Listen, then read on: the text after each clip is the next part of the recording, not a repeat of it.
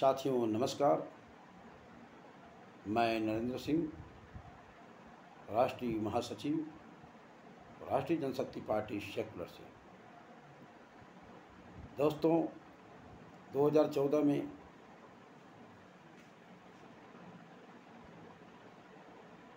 माननीय नरेंद्र मोदी जी ने एक आवाज़ उठाया था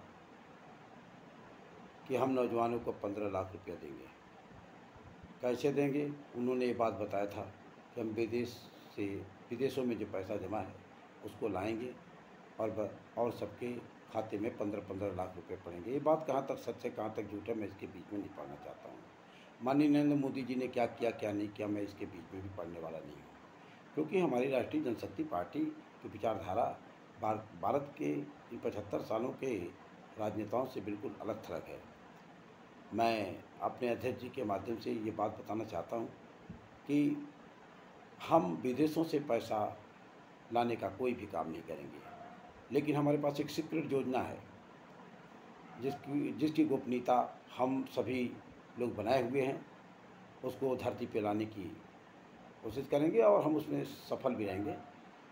हम एक ऐसी योजना के तहत काम करेंगे कि हमारे देश के जितने भी लोगों का पैसा विदेशों में रखा हुआ है, लोग बेहिचक उन पैसों को हमारे देश में लाएंगे और ला करके यहाँ पे उद्योग, व्यवसाय और तमाम जो भी चीज़ें हैं वो करेंगे।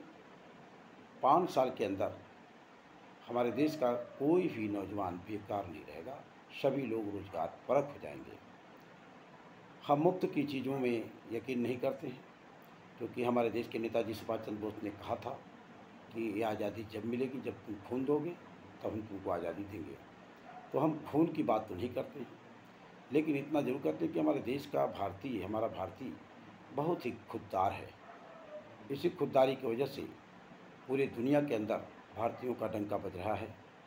अगर पूरे दुनिया में किसी देश का विकास है तो उसमें हमारे भारतीयों का योगदान है। अथक मेहनत, अथक परिश्रम, उनकी लगन। रही बात ये कि हमारे देश का क्यों नहीं हुआ, इसलिए कि हमारे देश के 75 सालों के राजनेताओं ने कभी इच्छा ही नहीं जाहिर किया कि हमारे देश के नौजवानों को एक राह मिले, एक दिशा मिले और देश की तरक्की करें और देश तरक्की हो। इन पार्टियों ने अपनी तरक्की किया, इन्होंने अपने पार्टियों का बढ़ावा किया, इन नेताओं ने अपनी तरक्की किया। देश की जनता की तरक्की से इनका कोई लेना देना नहीं। हम राष्ट्रीय जनशक्ति पार्टी सेकुलर वचन देती है कि देश में कोई भी रोज़गार नहीं रहेगा, सभी लोग रोज़गार परक हो जाएंगे। बहुत सारी हमारे अध्यक्ष जी के पास से सिक्रेसियाँ हैं जिसको अभी हम राजनेताओं के बीच में नहीं लाना चाहते हैं, क्योंकि ये करना तो इनको है नहीं। जैसे अभी इन्होंने इंडियन पैनल कोड को चेंज किया। ये 1860 के लॉर्ड मैकाले के नियम कानून को जो बदलने का काम हमारे देश के माननीय प्रधानमंत्री जी कर रहे हैं, इसमें भी झोलमोल है। अभी देखिएगा थोड़े दिन में इसका भी भंडा खुलेगा कि इन्होंने किया तो क्या किया। इसलिए कोई नहीं चाहता है कि अंग्रेज़ों का नियम कानून बदले।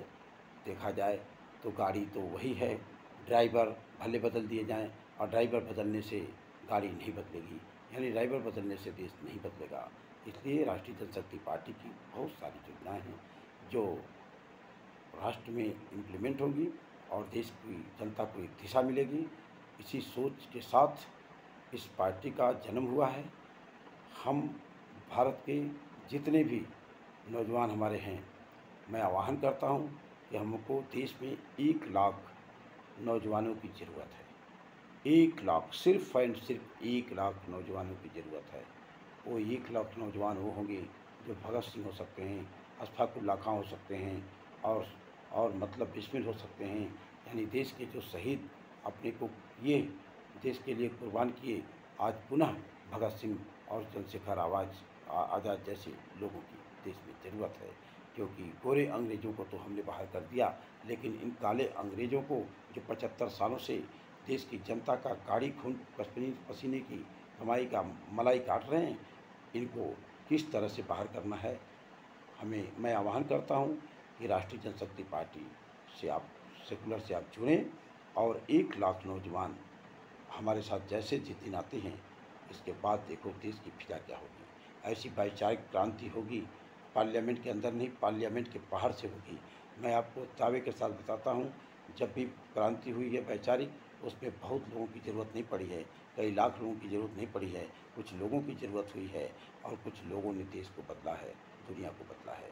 चाहे वो नेताजी सुभाष चंद्र बोस सिंगल व्यक्ति ने क्यों, आप देखिए ज़रा, उन्होंने देश को किस तरह से आज़ादी दिलाई।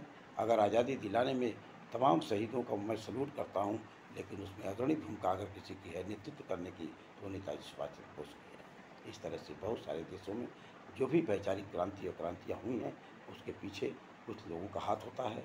आइए, मैं आह्वान करता हूँ, सेकुलर राष्ट्रीय जनशक्ति पार्टी सेकुलर के साथ आइए और मिलकर के कंधे से कंधे मिला करके 75 सालों के आप सभी राजनेताओं को मान सम्मान के साथ विदा किया जाए। जय हिंद, जय भारत।